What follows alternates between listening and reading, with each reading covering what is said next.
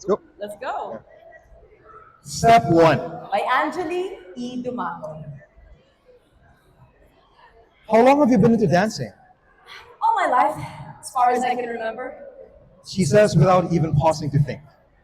I can't even recall a time when I wasn't into dance. It's a big part of who I am. My Lola likes to say that it's a family trait passed down from one generation to the next. Her lips curl into a grin.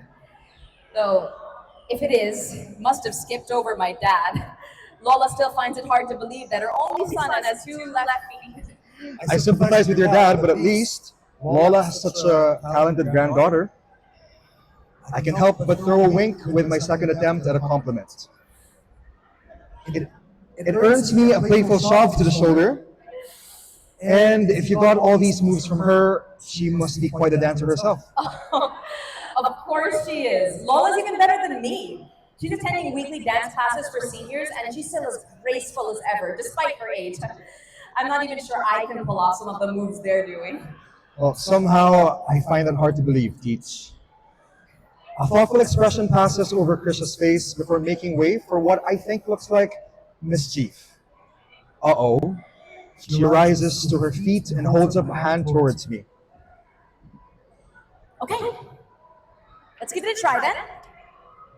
I blink up at her, almost certain I heard her wrong.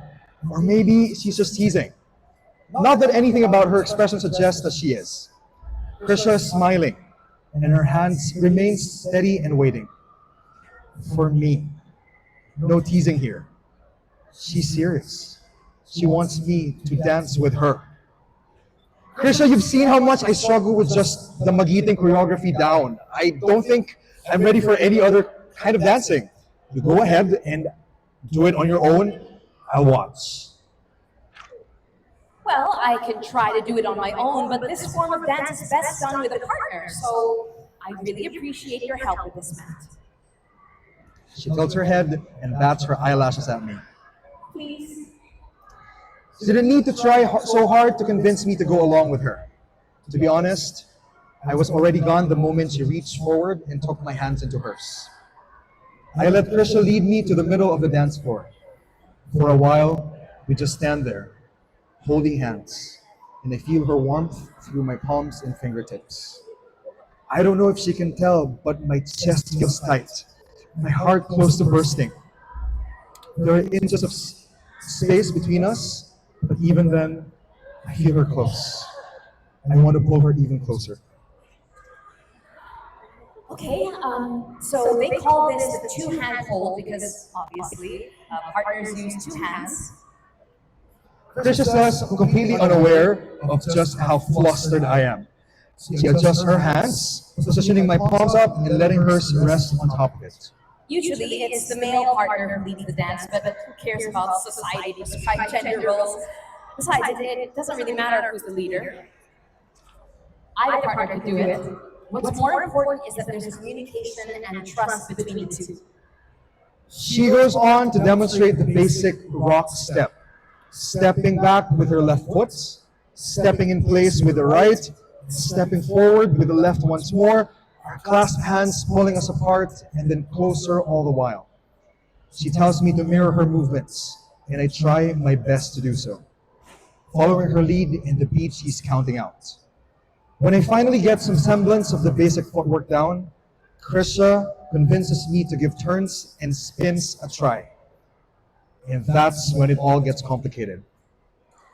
It gets confusing with which direction to go, which arm to raise, which foot to place where. It's definitely my fault when we collide right as we're attempting what Krisha calls an outside turn. In my confusion, I forget that I'm supposed to step to the left and move so we could switch sides. When Krisha turns, the lack of space to move lands her right against my chest. And the unexpected contacts. Not unlike the time when we first met, surprises us both that she uncharacteristically loses her footing and I have to move fast to catch her, putting a bit too much weight on my right foot. The impact sends a brief but sharp burst of pain on my leg, and I can't help the wince that escapes my lips. Oh my gosh, are you okay, Matt? Krisha turns around to face me. her face bathed in worry. I'm fine. It's just a small misstep. It's not a big deal. Don't worry. Her hands found their way atop my shoulders, while mine rest at the small of her back. With our gazes locked on each other, I hear her sharp intake of breath. I think she realizes it at the same time that I do. We're standing so close to each other. Too close, and yet still not close enough. Krisha, Yeah? dancing the swing wasn't as bad as I thought it was going to be. But there's something else I want to give a try. I take the smallest step forward, leaning my face towards hers. Lips hovering just above the unapologetic coral red. The question is there, even without me voicing it, and I brace myself for her reply. When it finally comes, it comes in the softest of touches. She reaches up to cup my cheek with one hand, and within seconds, we're kissing. Finally, kissing. Forget the pain in my foot. It's barely there. All I can feel now is her. Just her. The moment ends all too soon, and though our lips pull apart, we stay close to each other, her hands on my shoulders, mine around her waist. That was. She breathes, and I can't help but grin at her. Yeah, it was. It was perfect. She's perfect. Step one. By Angeli E. Dumatol. Thank you.